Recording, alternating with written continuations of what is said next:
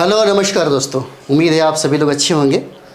तो जैसा कि हम लोग अभी बीपीएससी टीचर के लिए जो हम लोग देख रहे हैं, बीपीएससी टीचर के लिए बहुत महत्वपूर्ण हो जाता है और 70 बीपीएससी वालों के लिए भी बहुत महत्वपूर्ण है और बहुत सारे जो कंपटीशन है उसके लिए भी अति महत्वपूर्ण है ये सेशन हमारा। तो चलिए हम लोग शुरुआत करते हैं। हम लोगों ने 7th क्वेश्चन तक देखा था, ये हम लोग अभी से 8 नंबर से देखते हैं। 8 नंबर जो प्रश्न है, देखिए प्रश्न को बनाने के लिए सबसे ज़रूरी जो है, कोई भी प्रश्न बन जाएगा, इसके लिए थोड़ा बहुत स्टडी करना ज़रूरी होता है। अगर आप एक बार एनसीईआरटी का अध्ययन कर लें तो जितना भी प्रश्न है निश्चित तौर पे आपसे बनेगा। एनसीईआरटी पढ़ने से 2 चीज़ें हो जाती हैं। पहला तो आपका कॉन्सेप्ट लेवल का जो भी प्रश्न पूछा जाएगा वो आपसे बन जाएगा, और दूसरा जो फैक्ट है, आपको फैक्ट बहुत दिन तक याद रहेगा। ये चीज़ें होता है एनसीईआरटी पढ़ने से। तो चलिए हम लोग देखते हैं 8 नंबर सवाल। कहता है कि भारतीय संविधान का प्रश्न है कि भारतीय संविधान का निम्नलिखित में से कौन सा भाग, है ना, पूछता है कि भारतीय संविधान का निम्नलिखित में से कौन सा भाग हिंदी भाषा में संविधान के आधिकारिक पाठ से संबंधित है। प्रश्न यही हो जाता है। इसका आंसर सी हो जाएगा। 22 में भाग 22 में इसका जिक्र किया गया है, इसका वर्णन किया गया है। हालांकि मूल संविधान की अगर बात करें तो आधिकारिक भाषा हिंदी के रूप में इसका कोई प्रावधान नहीं था, लेकिन 58वां संविधान संशोधन के तहत इसको जोड़ा गया। चलिए हम लोग देखते हैं इसमें। तो ये जो हमारा डिस्कशन है, यानी कि भारत के संविधान ने हिंदी भाषा में संविधान के एक आधिकारिक पाठ के संबंध में कोई प्रावधान नहीं किया गया था, और बाद में इस संबंध में 58वां यानी कि 98वां संविधान संशोधन के तहत जो 1987 में हुआ, इसका प्रावधान किया गया और इसमें एक नया अनुच्छेद जोड़ दिया गया जिसका नाम है 394 का ए। 394 का ए इसमें ऐड कर दिया गया, जिसमें हिंदी भाषा में संविधान का आधिकारिक पाठ भी क्या है, शामिल था। तो चलिए आगे हम लोग देखते हैं। आज बहुत सारे प्रश्न को देखेंगे। अगला प्रश्न हो जाएगा हमारा 9 नंबर। भारतीय संविधान के संबंध में 6ठे अनुसूची में, अनुसूची जो 12 है, अनुसूचियाँ याद रखना जरूरी है। किस अनुसूची में कौन सा विषय डाला गया है, बहुत बार पूछा गया है। तो भारतीय संविधान के संबंध में 6ठे अनुसूची में निम्नलिखित में से किस राज्य के लिए जनजातीय क्षेत्रों के प्रशासन के लिए विशेष प्रावधान का उल्लेख नहीं किया गया है ना। विशेष प्रावधान का उल्लेख नहीं किया गया है, यही सवाल जो है आपसे कह रहा है। तो 9 का जो होगा इसमें आंसर सी हो जाता है।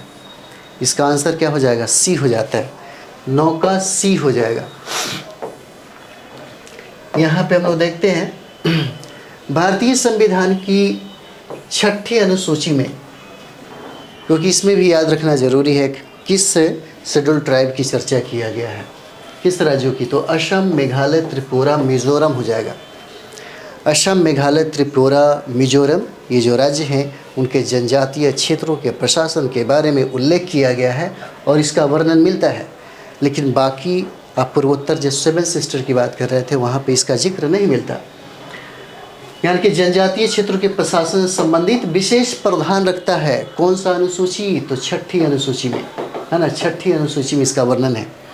संविधान की अगर हम लोग 5वीं अनुसूची का संबंध अगर देखते हैं, 5वीं अनुसूची में, तो अनुसूचित क्षेत्रों के प्रशासन और नियंत्रण के साथ साथ असम, मेघालय, त्रिपुरा और मिजोरम के अलावा किसी भी राज्य में रहने वाले अनुसूचित जनजातियों के साथ होता है, जो 5वीं अनुसूची में इसका वर्णन है ना। 5वीं अनुसूची में वर्णन है।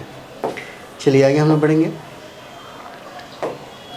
10 नंबर सवाल, निम्नलिखित में से किस भारतीय भाषा को भारत में शास्त्रीय भाषाओं का दर्जा दिया गया है। 10 नंबर, है ना। एक बार और देखते हैं प्रश्न को।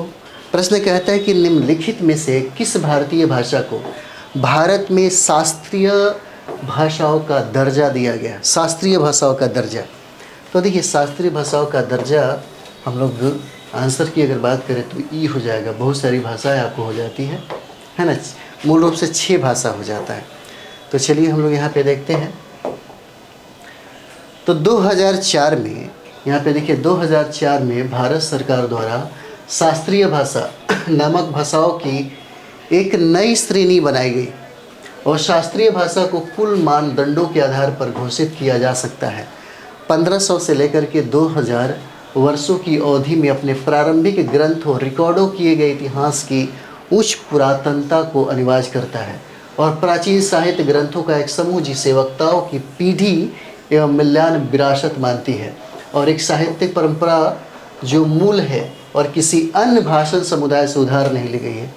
देखिए, इसमें कहने का मतलब है कि जो भाषा आप देख रहे हैं 1500 से लेकर के 2000 के बीच में, है ना, कि अवधि में अपने प्रारंभिक अवस्था में जब थी, तो आप ये भी, कुछ साहित्यकार ये भी कहते हैं कि इन भाषाओं का निर्माण खुद यहाँ भारत में हुआ, यानी कि हम लोगों ने इसे कहीं दूसरे देशों से या दूसरे प्राणियों से नहीं ले पाए। और यही चीज़ें हैं कि इन भाषाओं को शास्त्रीय भाषा का दर्जा 2016 तक दे दिया गया और 2016 तक की अगर बात करें तो 6 भाषाओं को दिया गया है। 6 भाषा याद करना ज़रूरी है। कौन कौन भाषा है? तो तमिल हो जाएगा, तमिल के बाद उड़िया है, कन्नड़, संस्कृत, तेलुगु और मलयालम हो जाता है। इसमें यही याद रखना ज़रूरी है ना, शास्त्रीय भाषाओं के रूप में।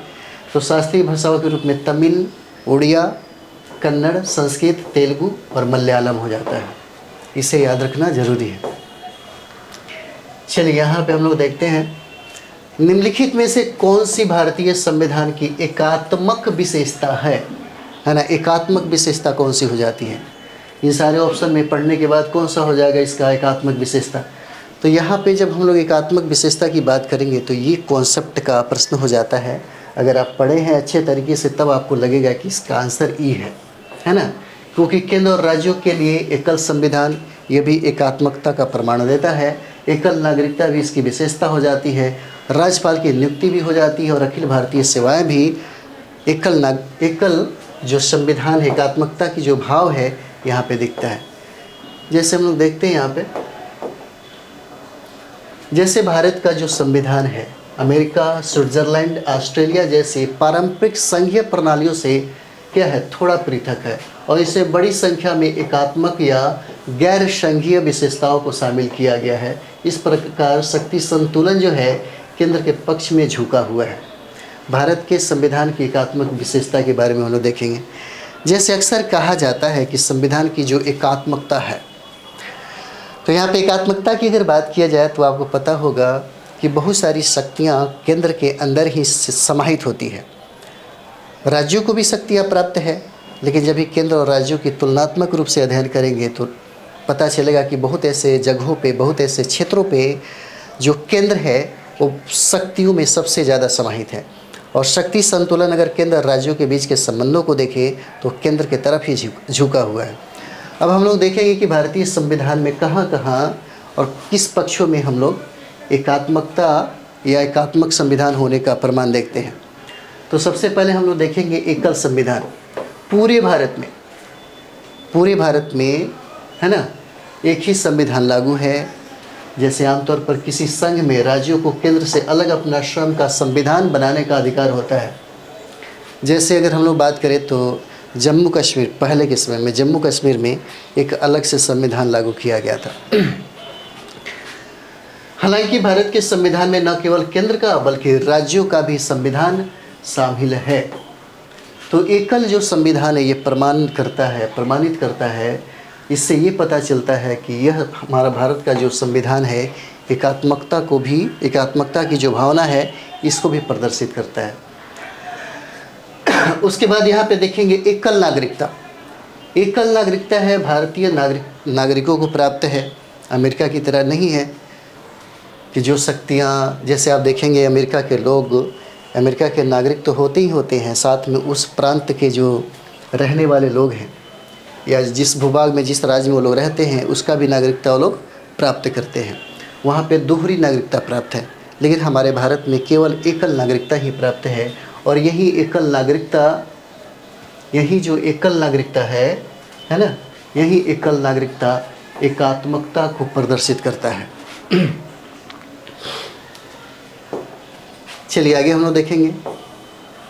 राज्यपाल की नियुक्ति, तो राज्यपाल की नियुक्ति जो है भारत के राष्ट्रपति के द्वारा किया जाता है, मनोनीत करते हैं। यानी कि राष्ट्रपति जब चाहे उसकी नियुक्ति कर सकते हैं, जब चाहे उसको उस पद से हटा सकते हैं, इतनी शक्तियाँ उनके पास प्राप्त है।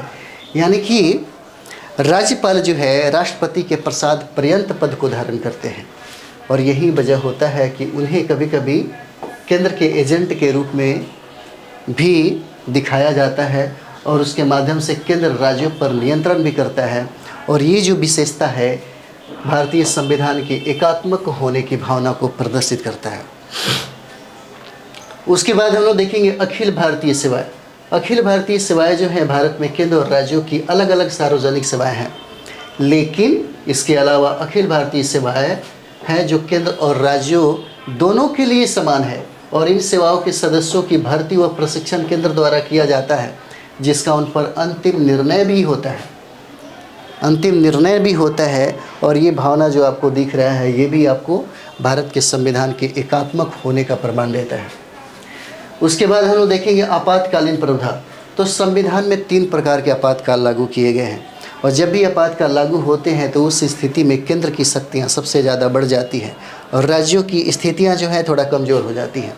और ये जो भावना प्रदर्शित यहाँ पे किया जा रहा है, इससे पता चलता है कि हमारा भारत का जो संविधान है वह एकात्मक हो जाता है।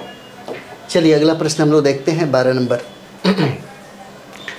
संविधानवाद शब्द के संदर्भ में निम्नलिखित में से सबसे उपयुक्त अर्थ कौन सा है ना। 12 नंबर सवाल है, सबसे उपयुक्त जो अर्थ है कौन सा हो जाएगा, तो इसका आंसर सी है। उस सिद्धांत को दर्शाता है कि सरकार अपने अधिकार को मौलिक कानून के निकाय से प्राप्त करती है और इसके द्वारा सीमित भी होता है। ये हो जाएगा संविधानवाद का जो सटीक आंसर है, ये हो जाता है। चलिए हम लोग देख भी लेते हैं।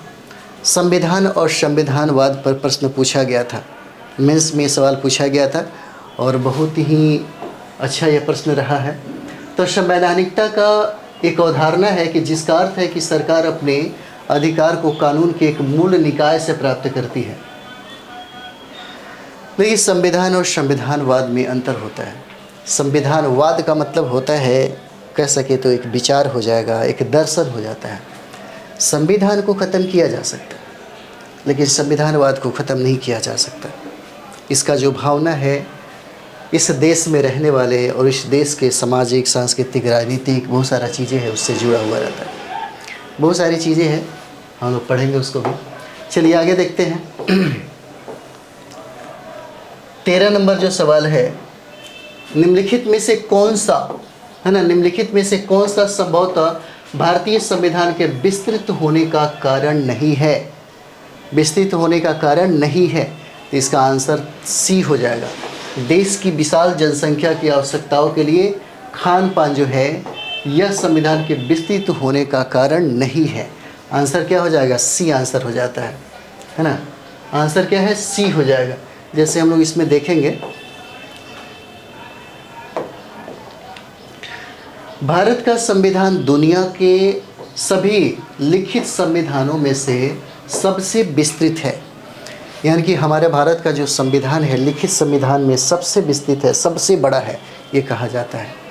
पूरी दुनिया में सबसे बड़ा संविधान अगर देखा जाए तो भारत का ही है, और यह लिखित संविधान में सबसे बड़ा संविधान है।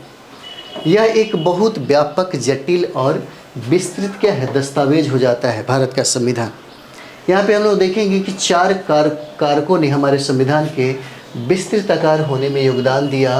वो कौन कौन हो जाते हैं ये भी देख लीजिए। सबसे पहले हम लोग देखेंगे कि भौगोलिक कारक है। भौगोलिक कारक जो है संविधान के विस्तृत होने का प्रमाण देता है, अर्थात देश की विशालता और उसकी विविधता है ना, उसकी विविधता, विशालता और उसकी विविधता हो जाएगी। उसके बाद हम लोग देखेंगे दूसरा जो कारक है वो ऐतिहासिक कारक हो जाएगा। जैसे में 1935 अधिनियम जो एक्ट था उसका प्रभाव भी भारत के संविधान में दिखता है और वो बहुत ही व्यापक है। अभी के समय में देखिए जम्मू और कश्मीर ये जो ख़त्म कर दिया गया है ना, और राज्यों दोनों के लिए क्या है, अब एकल संविधान लागू है। दोनों के लिए पहले नहीं था, अब दोनों के लिए एकल संविधान क्या है, लागू हो जाता है। उसके बाद संविधान सभा में कानूनी प्रकाशकों का प्रभुत्व हो जाएगा। कानूनी प्रकाशकों का प्रभुत्व हो जाएगा और भारत की जनसंख्या का संविधान की विशालता से कोई लेना देना नहीं है, बल्कि यह भाषा, जाति और पंथ की विविधता है जिससे हमारे संविधान का उद्देश्य स्वतंत्रता, समानता और बंधुत्व के आदर्शों के माध्यम से रक्षा करना है, जो ये दिखाता है। चलिए आगे बढ़ा जाए। अगला प्रश्न हो जाएगा, निम्नलिखित में से कौन सी अनुसूची है ना, कौन सी अनुसूची विभिन्न संवैधानिक पदों की शपथ और प्रतिज्ञान के बारे में है। शपथ और प्रतिज्ञान के बारे में हो जाता है। अनुसूची से बहुत बार प्रश्न पूछा गया है ना, अनुसूची से बहुत बार प्रश्न जो है पूछा गया है। पूछा जा रहा है कि किस अनुसूची में संवैधानिक पदों की शपथ और प्रतिज्ञान का वर्णन है, बारे में विस्तृत है। तो यहाँ पे देखेंगे हम लोग, इसका आंसर ए हो जाएगा, तीसरी अनुसूची में, है ना, तीसरी अनुसूची में शपथ का, प्रतिज्ञान का वर्णन किया गया है। तीसरी अनुसूची हो जाता है। चलिए आगे हम लोग बढ़ेंगे, ज़्यादा खास नहीं है, सिर्फ अनुसूचियाँ याद रखना ज़रूरी है। उसके बाद हम लोग देखेंगे यहाँ पे 15, निम्नलिखित में से किस वाद में सर्वोच्च न्यायालय ने कहा कि संघवाद भारतीय संविधान की एक मौलिक विशेषता हो जाती है ना। 15 नंबर सवाल है।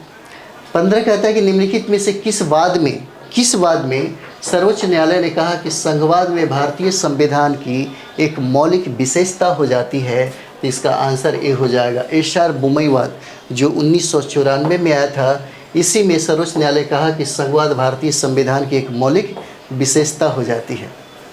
चलिए यहाँ पे और भी देखेंगे हम लोग। न्यायपालिका द्वारा बुनियादी संरचना की अवधारणा को किस वर्ष सामने रखा गया था, है ना। 16 नंबर सवाल है।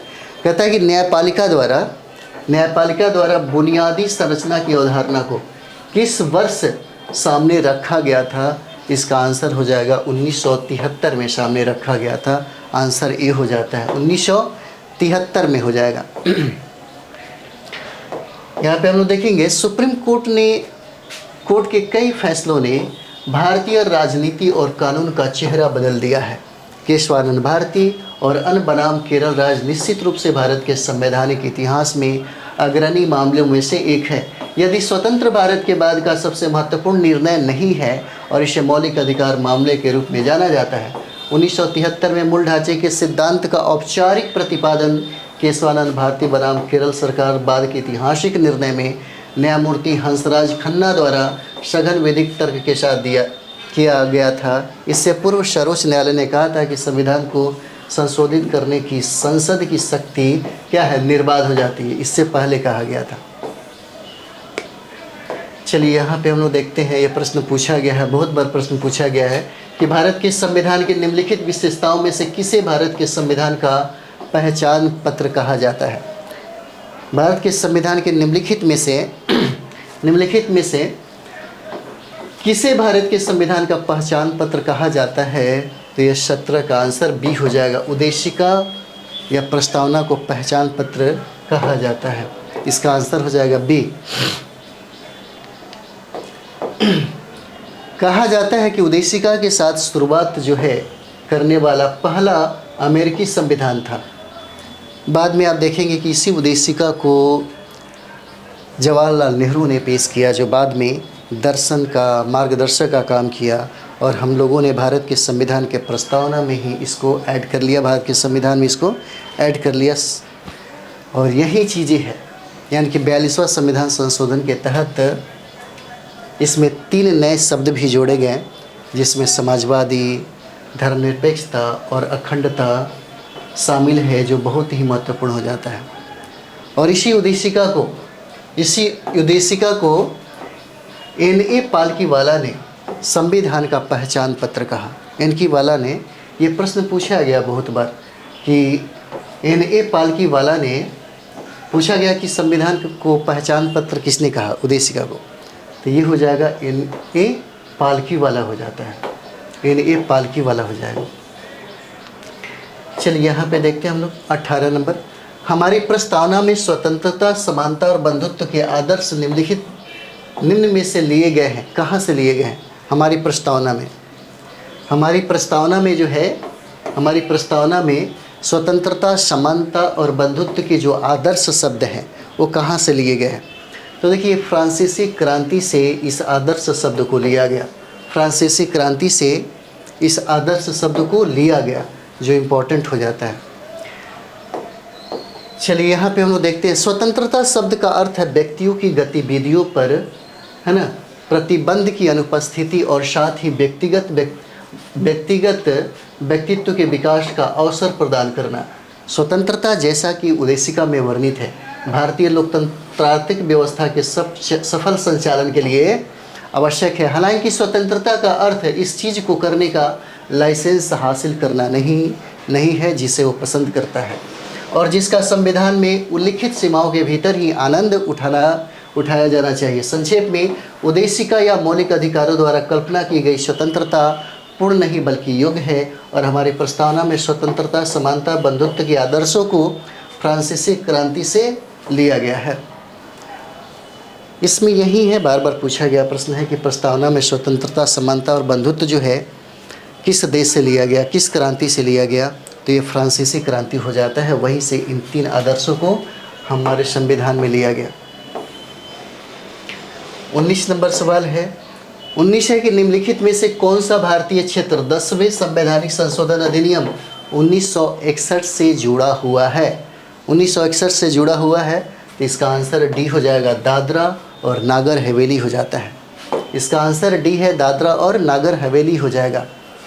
जैसे में हम लोग यहाँ पे देखते हैं, दादरा और नागर हवेली क्षेत्र जो है, क्षेत्र पर पुर्तगालियों ने 1954 में इसकी मुक्ति तक शासन किया।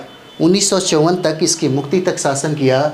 इसके बाद प्रशासन को 1961 तक एकल प्रशासक द्वारा स्वयं लोगों द्वारा चुना गया और इसे 10वें संवैधानिक संशोधन अधिनियम 1961 द्वारा भारत के एक केंद्र शासित प्रदेश के रूप में परिवर्तित कर लिया गया।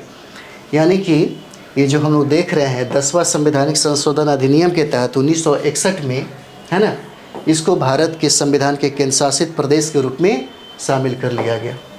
चलिए आगे हम लोग बढ़ते हैं, 20 नंबर हो जाएगा।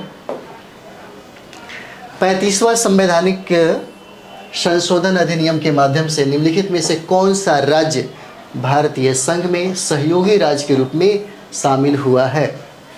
सहयोगी राज्य के रूप में शामिल हुआ है और ये प्रश्न बहुत बार पूछा गया है, बहुत अच्छे तरीके से इसको देखिएगा। सिक्किम हो जाता है, इसका आंसर क्या है, सिक्किम हो जाएगा। सहयोगी राज्य के रूप में शामिल जो है सिक्किम हो जाता है। यहाँ पे देखते हैं हम लोग, देखिए 1947 तक सिक्किम चोग्याल द्वारा शासित एक भारतीय रियासत थी, जो 1947 में ब्रिटिश शासन के अंत के बाद सिक्किम जो है भारत द्वारा संरक्षित क्षेत्र बन गया, जिसमें भारत सरकार ने रक्षा, विदेशी मामलों और संचार का कार्यभार संभाला था। वहीं पे 1974 में सिक्किम ने भारत के साथ अधिक सहयोग की इच्छा व्यक्त की और तदनुसार कौन सा 35वां संविधान संशोधन अधिनियम संसद द्वारा अधिनियम किया गया और इस संशोधन ने सिक्किम को भारतीय संघ के एक सहयोगी राज्य का दर्जा देकर संविधान के तहत राज्य का एक नया वर्ग पेश किया और 1 महीने बाद, यानी कि 36वां ये प्रश्न पूछा जाता है, 36वां संविधान संशोधन के तहत 35वें संशोधन को निरस्त कर दिया गया और सिक्किम को पूर्ण राज्य बना दिया गया। इसका नाम संविधान की पहली अनुसूची में जोड़ दिया गया है। तो चलिए हम लोग मिलते हैं अगले वीडियो में। अच्छे से पढ़ाई करिए तब तक।